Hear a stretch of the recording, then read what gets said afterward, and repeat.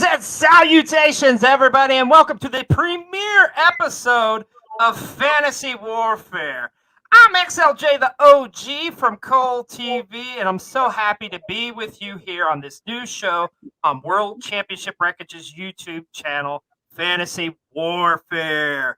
Now, let me tell you what Fantasy Warfare is going to be all about. We've all done it as wrestling fans throughout the years. It's Fantasy Booking 101, folks. So we are going to be looking back at the rich history of professional wrestling and taking a look at some of the greatest rosters of all time throughout the years.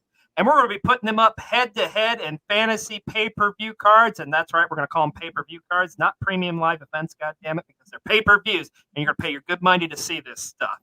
As you can see, I am joined by some beautiful gentlemen here on our very first premiere episode. Right above me, you know him, you love him, Selfbet Wrestling. How you doing, sir? I'm doing good, man. It's about damn time. Thank you for having me.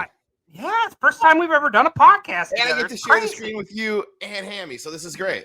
This is going to be awesome. And, of course, our Wrestle Talk drip god himself, you know him, you love him, Haaambooone. How you doing, sir? Am good, sir. What is up, all you fucking marks? Let's fantasy book. Let's go. Yes, indeed. And hey, for this first episode, you know we got to bring that heat because we all know, we all love the Monday Night Wars. And I mean, how many times can you like fantasy book the Monday Night Wars? WCW against the WWF, the NWO era against the Attitude Era. You know, with your action figures, your video games, or whatever. We did it incessantly. So, folks, tonight on this premiere episode, we're going to be taking both those rosters and putting them head-to-head to see what type of amazing matchups we're going to have. And, yes, brought to you by Prime. No. But, no, this is going to be, yes. And that one's killer, too, by the way. Anyways, Logan Paul, pay us. But, nonetheless... So here's the rules of engagement for Fantasy Warfare. So, and those rules are that we're going to have a total of 8 matches each card. Now, Haaambooone and Selfbet have made their own cards, and you'll probably see some matches crisscross here because, I mean, great minds think alike. Am I right? Also, we're going to have a limit on only 2 specialty matches you're allowed on your card. So, essentially, you could have like a steel cage match, a no holds barred match, a Judy Bagwell on a pole match, whatever the hell you want to do. You get 2 of those. Yeah. And in addition to that, 1 traditional tag team matchup with traditional tag teams. So I'm not talking about Teddy Long coming out and saying, we're going to have a tag team match, player. No. Yes, we're talking traditional tag teams that work together as a cohesive unit on a normal basis. So, gentlemen, that being said, why don't we just get right into this and kick it off with your opening contest. Haaambooone, I'm going to start with you. What is the opening contest on your Monday Night Wars pay-per-view? So I'm going to kick off my card with my tag team match, which is my all-time favorite tag team, the New Age Outlaws. Oh, you didn't know? Harlem Heat. Oh, shucky ducky, quack, quack. That's a hell of an opener. Dude, I love that matchup, man. You got, like, arguably, like, the best tag team in the Attitude Era going up against the best tag team in WCW, period, in my opinion. Oh, my God. I'd love to see the Road Dogg and Booker T go at it on the mic, and then Billy Gunn and Stevie Ray just slap each other around. Just 2 big men slapping each other around. That's what I want to see. Big meaty men slapping me. I can take my money now. You've already got me sold on the opening match. Shit, man. Man, Selfbet, what do you got as an opener? Okay, so let me just start by saying I kind of overthought this. So I actually named the pay-per-view and everything. Also, no, I love that. Yeah. Also, it was the Attitude Era, so there was a lot of back and forth because the Attitude Era spanned a long time. So, case in point, for example, Bret Hart was in both WCW and WWF. I tried to keep it as homegrown as possible, but there may be some that were in WCW. I tried to keep it as legit as possible. I tried to do the same, so I'm right there with you, Selfbet. I titled mine WCW, WWE, War Games. That's going to give you a little bit of a little sneak peek. But that's gonna be baby. And it takes place at the Norfolk Scope because it's just a classic WCW building. But for my first match, I kind of kept it WCW related. One of the favorite things I used to love about the Monday Night Wars was we would 90% of the time start out with a cruiserweight match. For that, my first match is Rey Mysterio versus Taka Michinoku. Oh shit! Damn, that's a hell of an opener, man. That makes me wonder too if those two ever met at some point. You would think they would have, but possibly in Japan. Yeah, possibly in Japan, but man, oh my gosh! And you all got to keep in mind too. This is like Taka Michinoku in his prime, and no, we're not talking quite yet choppy pee. No. Or you could go with the Kai and Tai version of Taka Michinoku, and you get all those guys with him. But no, that's a good opener, man. I'm here for that. You both got some hell of a great openers, man. And I think it makes sense too, the fact that it's you're starting off with the cruiserweights or the light heavyweights. So, damn, that's a tough. You both have like killer openers. I don't think I could pick and choose like one that's better than the other. Both are chef's kiss. I mean, if that's a sign of things to come, shit, I'm gonna be plopping down my $49.95 or whatever the hell you want to charge me. Hambone, I'm curious. Now that has been presented as far as a pay-per-view name, do you got an idea for a pay-per-view name? Oh, let me think on that one. I'll come up with something before we're done here. Let me think about that. All right, I can respect that. So, well, how about we flip roles here now? So let's move on to our second matchup, Selfbet. What do you got as your second matchup? So for my second match, you always got to have a good technical offensive masterpiece in a match in the Attitude Era and during the Monday Night Wars. Now for this one, this was kind of that, but it's kind of not. It's got technicality with a little bit of I'm calling it technicality with a little bit of crazy. For my second match, I have Chris Kanyon versus from the WWE, from the Hart Foundation, Brian Pillman. Oh, that's interesting. Damn, I like that matchup a lot. Like, there's some similarities there, but also there's a lot. Like, you got the loose cannon against. So let me ask you this: with Kanyon, I guess we're talking Kanyon, not Mortis, right? No, we're talking Kanyon. We're talking Kanyon. Okay, the innovator of offense. Those were the parts where I was getting kind of stuck. Okay. Yeah, damn, I like that matchup though, man. Ooh.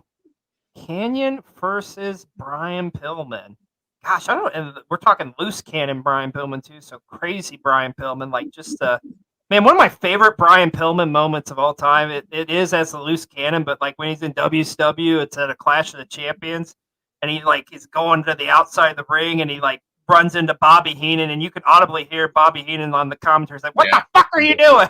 Yeah, I've always seen Brian Pillman as a man who wants to bring out the crazy. So I mean, you could attach a story to this, and maybe it's Pillman versus Kanyon with him wanting to bring out an actual Mortis, an actual fearful Mortis, because he's batshit crazy. That's good, man. I like that. Whew. And you got two excellent first two matches, man. Hambone, that's gonna be hard to follow, but I gotta ask, what do you got as your second matchup? You know what? I'm gonna stick with Selfbet's theme here of technical versus crazy. And I'm going to choose from WWE. We're going with Kurt Angle versus Macho Man Randy Savage. What? Ooh, and that's number 2? Holy shit. Oh, my God. Man, you're coming out of the gate. You're not fucking around. Oh, my God. I think I have my pay-per-view name, too. Okay. Let's hear it. Supremacy. Because that's what we're fighting. Grand Supremacy. Oh my God, that's sharp. Fuck, Papa H, if you're watching or listening, man, that could be easily a great pay-per-view name. Just saying. I don't know how many times I gotta tell you to hire me, Papa H. Hire this man. Oh my gosh. That's like, when you said that, that's like a matchup, honestly, I had never even thought about. Never Exactly. even come across my mind. And then now that you say it, it's like, I want this in my life. I need that match in my life. Yeah. Holy shit. Two of Kurt my Angle. all-time favorites, two of the absolute greats in the ring. Never were around each other at the same time, but man, I'd give a lot to see that match. Okay. Whew. Man, that's you're coming out of the gate. You both are doing hell of a God. I'm going to spend a lot of money on these shows. Okay, as great as that was, let's go on to your third matchup here, and I'll start with you, Selfbet. What do you got as your third matchup on your show here? All right, for my third match, this is where I pull out the tag team match. And yes, I will be using one of Haamboone's tag teams, and that is, in my opinion, the greatest WCW tag team of all time. That is Harlem Heat. But instead of going against the New Age Outlaws, I have them going against the British Bulldog, Davey Boy Smith, and Owen Hart. Oh, that I like that. Man, Bulldog and Owen was one of those so underrated tag teams. God, man, they were so good together. Multi-time WWF tag champions. Oh man, that's one of those teams I think gets lost in the shuffle, unfortunately. But damn, Owen and Bulldog were great together. Yep. Oh my gosh, that's a very compelling matchup. And you got you got family against family, pretty much. You got the brother-in-laws against the brothers, man. Mm-hmm. Ooh, man, that would be a tough one. Gosh, I don't even know who I could pick in that one. I love all four of those guys so much. And that's what I love about Davey and Owen is, like you said, they were single stars, absolute single stars. But in my opinion, if they win the tag team titles more than once, more than twice, then they're a legit tag team in history. And they fit that track record. Owen and Davey were always a great tag team together. Yeah, no, there's no ifs, ands, or buts about it as far as I'm concerned. I mean, that is a traditional tag team. They don't have to have a name or a gimmick. I mean, they tell the story in the ring, brother. That's all you need to know. Yeah, I love that tag team matchup. And you guys are killing it here on this first episode, just coming with stuff I never even thought about. I didn't even think. It's just crazy. That's what's the beauty about this show is there's so many different matchups that you're going to come across. All right, Haamboone. Can you top that? What is your third matchup on your card? All right. Well, we don't have a lot of women to choose from during this era, but I'm going to do it anyway because I am a big proponent of women's wrestling. And we're going to take two of the most influential women in wrestling history, in my opinion. We're going to take Medusa, and we're going to put her up against Chyna. Oh, nice. Not a lot of women who physically would actually be able to oppose Chyna, but I think Medusa is one of them. Yeah, dude. Medusa could throw down. That would be. You got the technical prowess of Medusa going up against the sheer power of Chyna. Exactly. Oh my God. Although not the statue of Chyna, Medusa was fighting dudes before Chyna was fighting dudes. Absolutely. Medusa may have not had the same striking physical appearance, but she was far from weak. She was a strong woman, physically a strong woman. And if there's somebody who could oppose Chyna, it's Medusa. There you have it. Yeah, I don't know. Shit. I mean, if you're just looking at it from a physical standpoint, it's like, oh yeah, the ninth wonder of the world. But dude, Medusa is one of the toughest women in all of professional wrestling. So, I mean, anybody. This might be a hot take, but let's be honest. Chyna had the strength, but Medusa would wrestle circles around Chyna. So they both have, their own strengths there. And again, while Medusa was not as big as Chyna, she was not as small as most of the women that Chyna did face when she did wrestle. So that's a very valid point. I mean, as great as Chyna was, I mean Medusa, she just not only one of the greatest female wrestlers, one of the greatest wrestlers of all time. I mean, honing her craft in Japan. And I mean, you got to keep in mind too, folks, she was doing it at a time where women's wrestling was really frowned upon here, especially at least in North America. But like for her to go all the way over to Japan and do what she did, I mean, hell, anybody who can go to war and toe to toe with Bull Nakano, she's pretty damn awesome in my book. So, and we know China had a small little run in Japan too. So just imagine two women who had some Japan runs, just going at it. Yeah, I wonder if Masahiro Chono would feel match or some BS like that, but straight up match. Yeah, I wonder if Masahiro Chono would feel comfortable like smacking around Medusa. I'd be afraid to.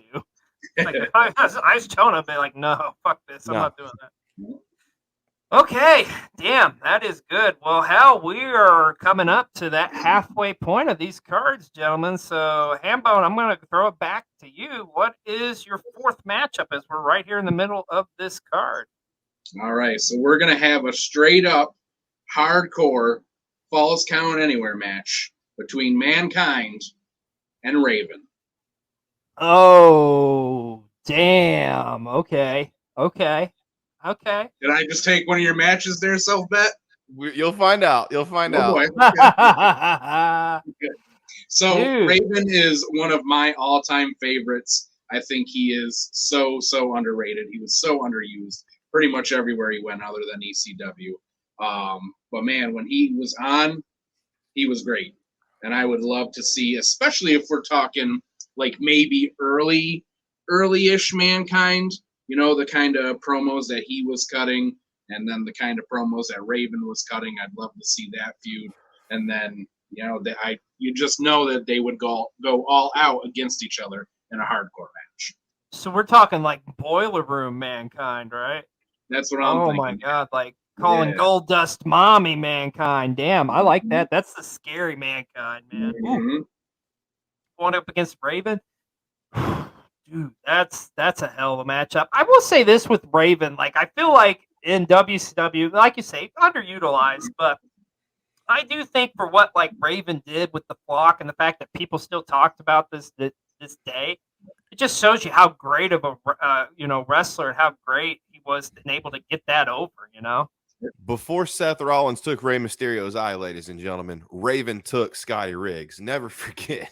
That's right. That's right. That deadly drop toe hold into the steel chair. Oh man, yeah, I'll take that any day over going into steel steps. But all right, Selfbet, what do you got for us in your fourth matchup on your card?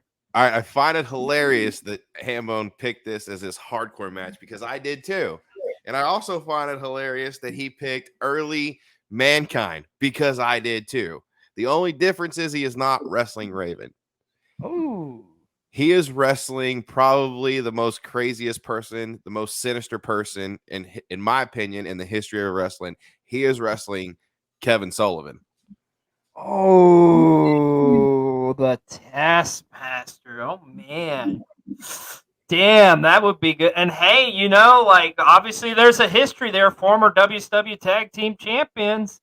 Hell, Kevin Sullivan's the one who ran Cactus Jack out of WCW, so you've already got a backstory. That's exactly why there. I went with that. He ran him out. This is Mankind's way of getting back at him.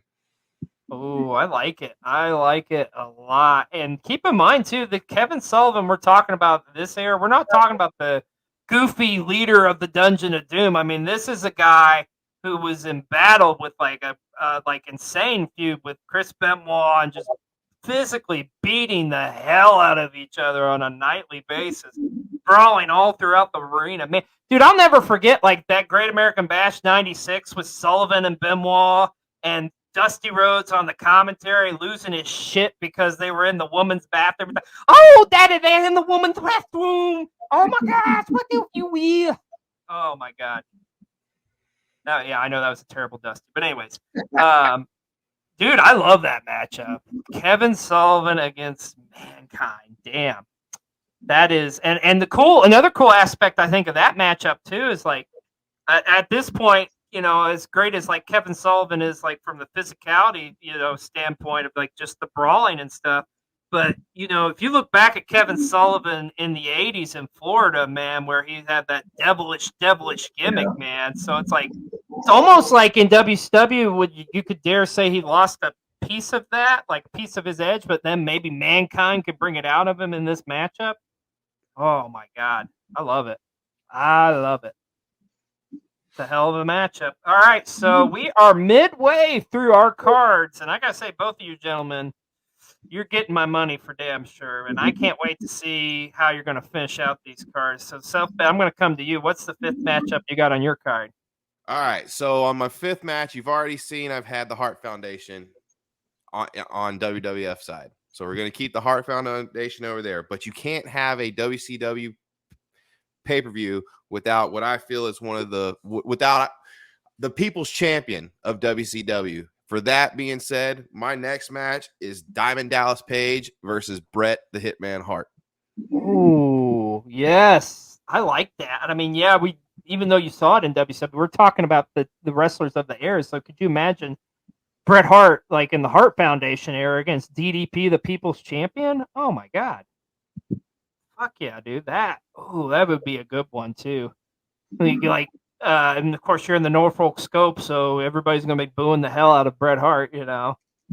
Oh man, dude, that's a good matchup too. Because I mean, Bret Hart in WCW, he was what he was, but it wasn't the same Bret Hart, man. No. So, And you can't have a Monday Night War, and that's kind of where I'm leaning towards WWE. You can't, WWF at the time, you can't have a Monday Night War without Bret Hart being in there somewhere. And WCW Bret Hart just really didn't live up to the WWF Bret Hart, which is why I kind of chose to keep them all on the WWF side.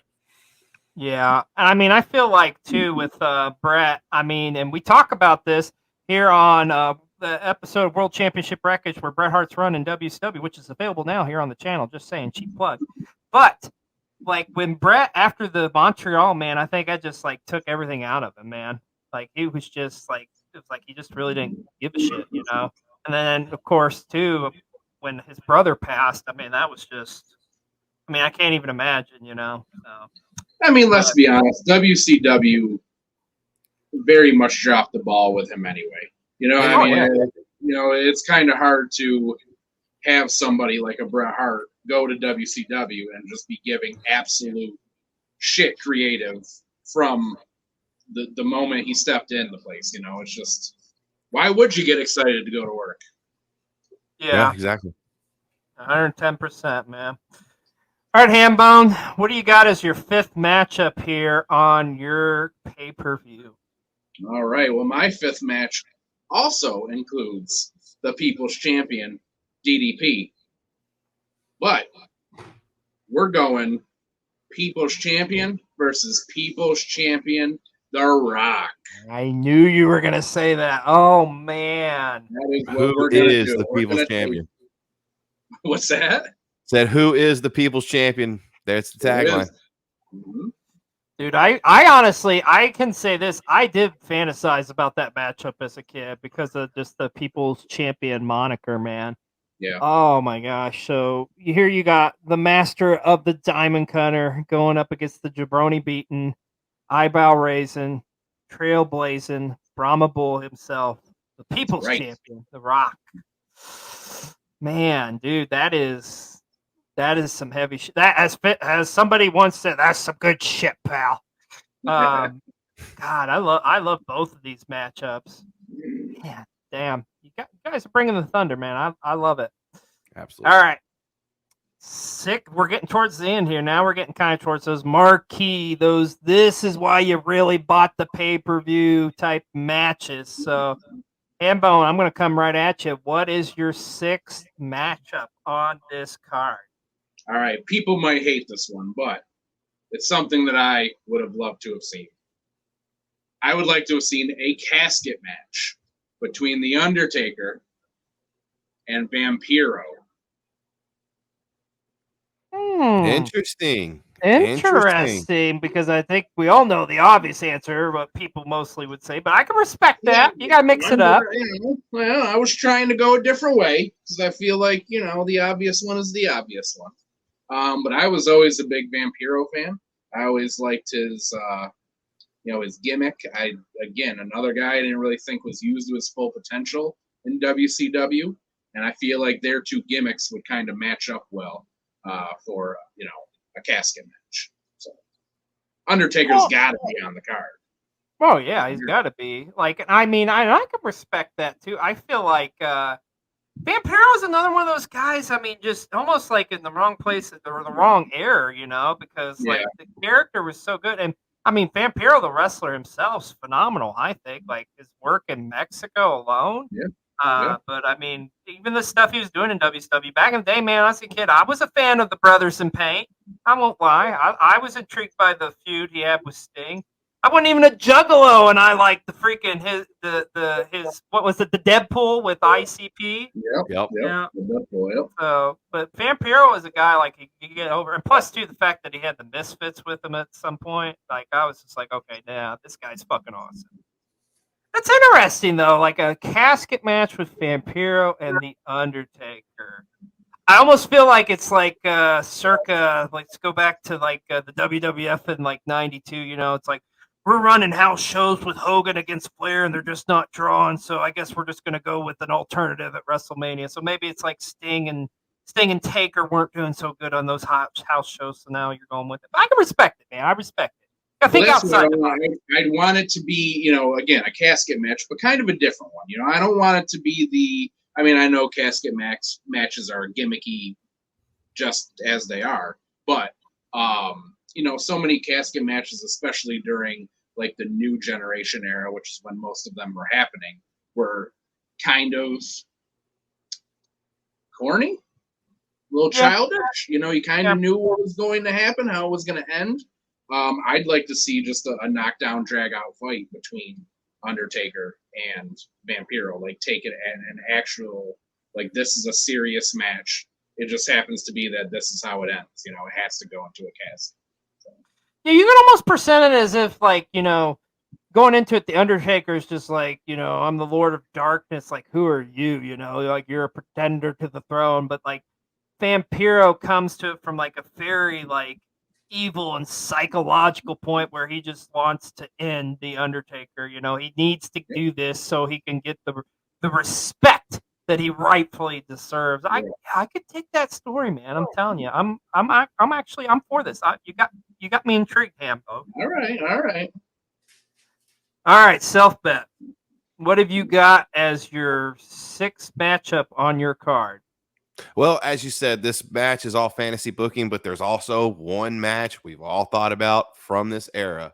It has to happen. And like you said, from match 6 to 8, we are hitting them with the main events, with the ones we want to see. So I'm finally going to give it to the people. I may have played it a little safe, but yes, I'm going the Undertaker versus Sting in the match 6 spot. Oh, I thought you were going to say Norman Smiley against the Undertaker. Okay. No wiggles. Yes. Not the big wiggle. You gotta have that matchup. I mean, that's like, to me, that is like, okay, maybe you don't put that on last, but that's the marquee matchup. That's why you're buying the show. It's just like any other like wrestling card or something. It's like, okay, they got a solid main event, but there's just that one matchup where it's like, I cannot miss this matchup. I have to see this matchup. It's like the cherry on top, if you will. I mean, my God, The Undertaker and Sting, I would easily say, arguably, is the most, dreamed about matchup that never happened in all of wrestling. I think that's safe to say. Without question. Sure. Yeah, and I mean, think of all the mind games, the build up, and I mean, think of how many times we thought we were going to see this in real life. Fuck, I'll never forget, what was it, back in 2012 or whatever, when they were doing a video package just on WWE, and it felt like, oh my God, Sting's going to come back against The Undertaker, and then he ended up getting Triple H against Taker at like WrestleMania 27. Yeah, just insane to me that like they got Sting finally and did not give us the one. Like, why would you not just immediately get that out of the way and do it? Like, that's what everybody wants, and they're just like Triple H. Vince just had to get one more over on WCW. That's all it was. Never in your life would you ever see the NWO save Sting, but they did because Vince just wants to rub it in. It's just another reason I consider Vince McMahon one of the biggest pieces of on the planet. 1000% agree, my friend. Because that is definitely not what was best for business. Oh my gosh! That's not good shit now. That's not. No. All right, man, it is going to be a hard act to follow, but Selfbet, I am so intrigued to hear what you're finishing this out with. So, what's your semi-main event? All right, man. My semi-main event, I'm using the first of my 2 gimmick matches. Obviously, the name of the show is called WCW WWE War Games. So it is time for the War Games match. We have 5-on-5 NWO versus D-Generation X, Nash, Hall, Steiner, Bagwell, Savage versus Triple H, Shawn Michaels, X-Pac, Road Dogg, and Billy Gunn. Oh, damn! The question is, where does X-Pac's loyalties really lie? Yeah, that's what I was thinking. Because you got a guy who has been a part of both these factions. Hell, the guy has been put in the Hall of Fame twice with both of these factions. So that's the underlying story here. Is like, what does he do? Are we getting 6? Are we getting X-Pac? Where are you going, Sean Waltman? That's tough because on one side you've got 2 of your friends in the clique. On the other side, oh yeah, you got your other 2 friends in the clique. So what do you do there? What a conundrum you have put in. Could we have a clique reunion and destroy DX and NWO altogether? That's what I was thinking. That would be the way you book it, brother. They just like say fuck the rest of them, and they like the clique over prevails like the NWO and D-Generation X. All right, let me ask you this. I'm going to put you on the spot here. Who's starting the match? Who's starting that match? With that match, the match we never got. The match that Randy Savage wanted before he left WCW. The first 2 men in the cage, we are doing Randy Savage and the Heartbreak Kid, Shawn Michaels. Ooh, now you're talking my language. Now you're getting Daddy Bones nipples hard. Dude, yeah, that is fucking There's epic. so many stories that can be told in this match. Who's a better tag team, the Outsiders or the New Age Outlaws? I have a lot. Dude, God, man, that is good. So who gets the advantage? Let me ask you that. Who gets the advantage? I would give the NWO the advantage with X-Pac coming in last for DX. Oh, you tease. I like it. Does he come out? Does he show up? If he does show up, much like the Sami Zayn factor last year, War Games, what does he do once he's in that cage? And so is everybody else. Okay. So you got me on the edge of my seat on this one. So what do you think he does here? What do I think he does? I think he cranks Scott Steiner, and then he also cranks Billy Gunn, and we have a clique takes over both. It's too good not to have. It's too good of a turn not to have. Because at the end of the day, before there was an NWO and before there was a D-Generation X, there was a clique. Yeah, and you could even turn it and you can say it's like, the whole, like, we are the centerpiece of the Monday Night Wars here. Without Nash and Hall, there you go. It all started. Yeah, I've talked about this before. Yeah, if you don't have that moment, the curtain call, you don't get NWO, you don't get DX. It does not happen. Yep. Oh my God, dude, that's Hambone. I don't know what the hell you're going to do to top this, but what is your semi-main event, my friend? Listen, I'm going to be honest. I can't top that. First off. Secondly, I fucked up and I made a mistake. Undertaker and Vampiro were supposed to be my semi-main, and I skipped a match. But whatever. Oh, okay. My 7th match is going to be, it's a dream match for me. Shawn Michaels, my all-time favorite, versus the one we didn't get, Shawn versus Eddie Guerrero. Oh, man. Good one. That is like literally, that matchup is right up there with like Sting and Taker as far as like in wrestling lore of like matches we didn't get, like, and could have got. Oh my God. Like, and the best part is too, I love Eddie, and as great as Eddie was, like, this is like Eddie at his best in ring, man. Yeah. I mean, we're talking like LWO feuding with his nephew Chavito. I mean, oh my gosh, you take like Eddie Guerrero from Halloween Havoc '97, put him up against Shawn, like, oh man, dude. You know what? I think you got a pretty solid semi-main event there, dude. Like, All right. as great as War Games is, dude. Man, the Heartbreak Kid and Eddie Guerrero. Fuck, you got me speechless, dude. I got goosebumps just thinking about that shit.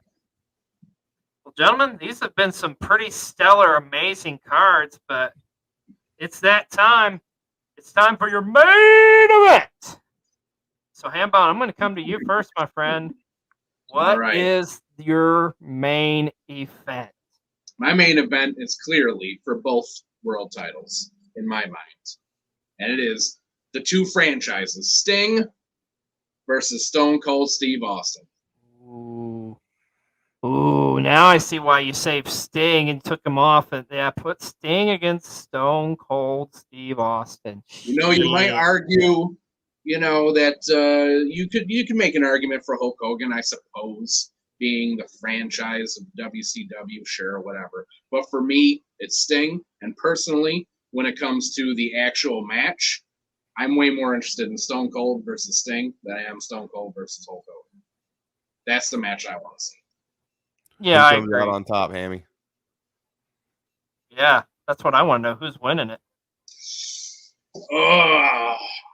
Here you've got the Crusader for WCW, the man who was driven into the pit of darkness, had to look inside of himself and return to become the hero that we all need. Versus the defined Texas Rattlesnake, the man who is pretty much saying no to the man who's tired of his boss keeping him down. My God, dude, this shit writes itself. As much as I love Sting, for me, it has to be Stone Cold. And the reason being, I don't care who, as far as I'm concerned, Stone Cold is the most famous wrestler who has ever lived, ever. He brought in the biggest boom period in pro wrestling ever. I think the Attitude Era was a bigger boom period than, the golden era of, Hogan in the 80s. I just do. I think way more people were watching. It was more profitable. It's just hard for me to put anybody against Stone Cold in this era and say that they go over. Okay. Yeah. I also love at the end, maybe we get, a little Stone Cold and Eric Bischoff action. Oh, yeah. Easy-E comes out or whatever, and Stone Cold gets his revenge. I like that.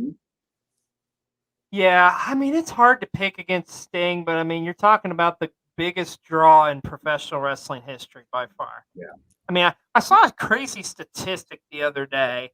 I don't know how legit it was, but I think it was something like during the Attitude Era, during that time frame, like if you look at T-shirt sales, like every 30 seconds a Steve Austin shirt was sold.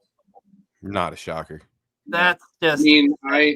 I listen to, a lot of the podcasts and stuff, and JR has said that he has physically signed off on $1 million royalty checks for T-shirts for Stone Cold. One check for T-shirt sales was $1 million for him. That's staggering. It's insane. It is the greatest logo shirt of all time. Over the NWO, over everything. Yep. Yeah, and the thing is, it's one of those things too. It transcends wrestling. This is in pop culture. Like you've seen the Austin 360 parodies of this shirt. He was on fucking Celebrity Deathmatch. Yeah. Yeah. As a permanent character. Just saying. Yep. Well, so that's my main event. That is a pretty solid main event. I don't know. Selfbet, can you top it? I'm going to try as hard as I can. So this is where I use my second gimmick match, even though I hate them. During the Monday Night Wars, in my personal opinion, there were 4 face world champions. When you look back at that era, there were 4. You had these 4 gentlemen, so it's only fair that they have a fatal 4-way to determine who is the one, no pun intended. So in a fatal 4-way for the World Heavyweight Championship, there's only one world title. It is now Goldberg versus Hulk Hogan versus The Rock versus Stone Cold Steve Austin. Damn. Hey, as a side note here, they were all on like the cover of TV Guide at the same time too. Just throwing that out there. Yeah. I still have all 4 issues. But dude, man. I mean, it's hard to argue that. I mean, they literally the biggest faces of that time frame is those 4 guys. I mean, I'll never forget as a kid that moment when they announced like Goldberg was going to wrestle Hollywood Hogan on Monday Nitro in the Georgia Dome for that WCW title, man. And then when it happened, just watching that Nitro, it was like, this doesn't feel like a Nitro. This feels like a mega event, you know? Yeah. And then when it happened, man, and then like literally a star was born in Goldberg, man. And just the build-up for him too. Yeah, I mean, that's interesting too, because I don't think Goldberg was on any of your matches, was he, Hambone? I'm not booking Goldberg. I didn't want to book Hulk Hogan. Trust me, Yeah. I didn't want to book Goldberg, but game recognizes game, and at the end of the day, Stone Cold Steve Austin on both of our cards is still walking out as the best. He is the Monday Night Wars. So I mean, no harm, no foul. Like I said, I despise Hulk Hogan. I despise Goldberg. Yep. But I have to recognize what they meant to that era. Sure. Stone Cold's still the number 1 on top at the end of the day, though. Yeah, Stone Cold will totally win that matchup by far. Let me throw you a curveball though. Like, what would happen? What would happen if The Rock won that matchup? You know, there's a big debate out there, and I get into it all the time with some friends. Who's bigger, Steve Austin or The Rock? As a wrestling fan, I typically say Steve Austin. He did it longer. He's lasted longer. His merch sales were more. But then at the same time, they come to me with The Rock, and the entire time Steve Austin's neck was broken, the WWF was The Rock. The Rock was leading the charge facing Triple H. The Rock took that and bounced that into Hollywood. So I wouldn't mind. It's either going to be The Rock or Steve Austin come out on top, in my opinion. You know, 1,000%. But I would still go with Steve Austin. You know, side note to that point, though, Selfbet, you can say that, you know, the Rock is probably, maybe he's more well-known, but everybody knows who Stone Cold Steve Austin is, and he didn't have to do movies for them to know who he was. Exactly. And that's why I will always say, as you did earlier, Steve Austin is the GOAT. When it comes to transcendent people pulling more fans towards wrestling, the answer will always be Stone Cold Steve Austin. 1,000% agree. Like if we're talking in the realm of wrestling, it's Stone Cold head and shoulders above everybody else. Yeah. Now, if we're talking as far as like in pop culture of what they've done, I mean, here's maybe a hot take. Would you guys say The Rock easily has accomplished more outside of the world of professional wrestling than in comparison to what he did accomplish in wrestling? I think that's a safe bet, honestly. Yeah. I think I would say yes. Yeah. As great as everything he's done in wrestling, I mean. You know, I think something that we as wrestling fans who lived through the Attitude Era tend to forget is, you know, because we came up in this era where these guys were just exploding into popularity. And again, it's the biggest boom period of wrestling. But we forget how short it really was. You know, I mean, Yes. Stone Cold had about 3 years at the top. You know, and if you really think about it, The Rock kind of did too. You know, he had about 3-4 years. He wasn't around for 20 years or anything like that. So I think that is absolutely a safe thing to say, that he's accomplished more outside of wrestling than he did in wrestling. Absolutely. And like you said, you know, Steve Austin was hot for 3 to 4 years. He was wrestling another 17 years prior to that. He just never got hot in WCW. So Yeah, I would have to agree. The Rock's popularity outside of the WWE is a little bit more important than inside the WWE. Sure. Absolutely. Yeah, I mean, they're both phenomenal, great performers. And this goes to show you, too, why it's like easily the greatest rivalry in all professional wrestling is the rivalry between The Rock and Stone Cold. I mean, it was like yin and yang. I mean, going at it head to head. And the fact of the matter is, these guys didn't main event not one, not two, but 3 WrestleManias, the biggest showcase of them all. I mean, that speaks volumes, I think. So, yeah, but that's a great 4-way, though. Both of you guys, these are amazing cards. You both did a phenomenal job. You're both getting my money. But if I had to pick, let's start here first with match of the night. You really got me intrigued with that War Games matchup, Selfbet. I'm not going to lie. And I love the fucking finish of it. But I have to say there was a match mentioned earlier I just have to go with, I think, would be match of the night because it's like the matchup I didn't know I needed. I got to go with Macho Man against Kurt Angle. Like There that you go. for me is like, oh my God, that's one of those things where you watch a pay-per-view and you get like a matchup on the card and it's like a pleasant surprise. To me, that's kind of like, oh, that's one of those type of matchups, or at least when you announce it, I was just like, wow, I fucking need that, dude. So I would have to go with that as my match of the night. Now, if we are comparing both your shows, they are damn good. They are damn fine. But I got to pick one. And I mean, this is like I'm having to pick like my favorite child here or something. This is really fucking hard for me. But I don't know. There's just something magical about the Norfolk scope.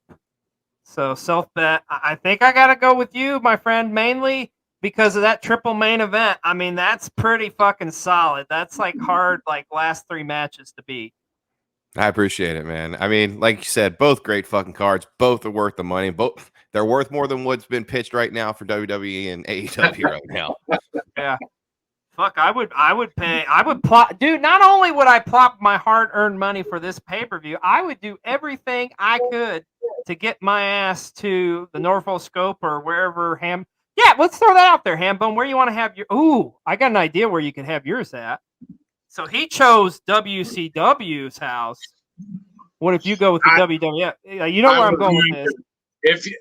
Especially being a New Yorker, it's MSG, baby. There's nowhere else to do it. It's MSG. The Garden. One day I will go to MSG. One of the things I've always loved too about the MSG shows is I've always loved that different setup that they have. You know, with the like SummerSlam '98 kind of. You know, with the entrance right there. Yeah. You know, and the way the ring and the fans are set up there. I've always loved that look. So yeah, 100% MSG. I love the SummerSlam with the gates. I love, like you said, WrestleMania 10 Selfbet with the X, just like, oh man. Mm-hmm. Yeah, the Garden would be like, yeah, you got to have it at the Garden, man. Yep. I'm determined to go to Madison Square Garden one time in my life. Dude, I'm right there with you, man. There's a couple places now. Some of them like isn't with anymore. Like one of them, the I would have loved to have gone to Sportatorium. Of course, never got to go there. I never got to go there. Yeah, I mean it's been rubble for what, years, pretty much. Well, years. Definitely the Garden's on that list. The ECW Arena is another one. Like ECW Arena. Hammerstein. Got a Hammerstein. Oh man. Yeah, that would have. Oh my God. Yeah. Dude, we could just talk all day about famous venues. That's not what this show is. But man, oh man, this was a hell of a first episode. You boys brought it, man. I can't thank you enough. But as we've come down to the wire here in the finish here, we got to get us in a little plug-a-palooza. Because that's how I roll. All right, Selfbet, I'll start with you, my friend. Plug away. All right, man. Yeah, dude. Catch me on TikTok at Selfbet Wrestling. I just give a lot of bullshit takes that sometimes people agree with, sometimes they don't. It's just my opinion. My opinion's not as and no more better than anybody else's. It's just out there. Catch me every Wednesday night at twitch.tv/WrestleTalkWolfpack with some of the greatest people I've ever met in my life. The Tribal Queen Bree, Dad Hat, the what should we say, the Presidente of World Championship Wreckage, and of course my Boo Bear, my best friend, the Ginger Ninja Jaxpo. And starting tomorrow night, if you don't mind, tomorrow night on twitch.tv/WrestleTalkWolfpack, Jax and I debut our brand new show. It is going to be no filter, no bullshit. We are going to talk wrestling. We are going to talk sports. We are going to talk shit that makes us laugh, whether it be people in a hover round falling down or a dog getting stuck in a fucking tuba. We don't care. We are going full throttle. Come check us out. Tomorrow is the debut episode of Boyfriend Time. Do not miss out. Dude, that's going to be freaking sweet. I can't wait to see it, man. All right, It's gonna be fucking- Oh, it's going to be fucking glorious. Hambone, tell all these beautiful people where they can find you, my friend. You can catch me on Twitter or X, whatever the hell you want to call it, at notorious_bone. You can find me on Instagram and Threads under my shoot name, Thomas.Cummings920. You can find me on TikTok right there. Hambone with a couple A's, couple O's. You can find me every Sunday on Twitch and YouTube doing my podcast, Ego Drip, the wrestling podcast, with my co-hosts. It's Lord Lovelace, Nick, and Con from the 703. Go follow both of them if you aren't. You can come to StarCast and you can meet me because I'll be there working it. Or you could come find me at All Out because I'll be there too. That's pretty much it. Yeah, all those places. I'm fucking everywhere. You are fucking everywhere. And That's what happens when you're over, bro. That's what happens when you're over. Well, of course, myself. He's pretty high. This is true. I know because like we've had you on several shows on Cold TV, but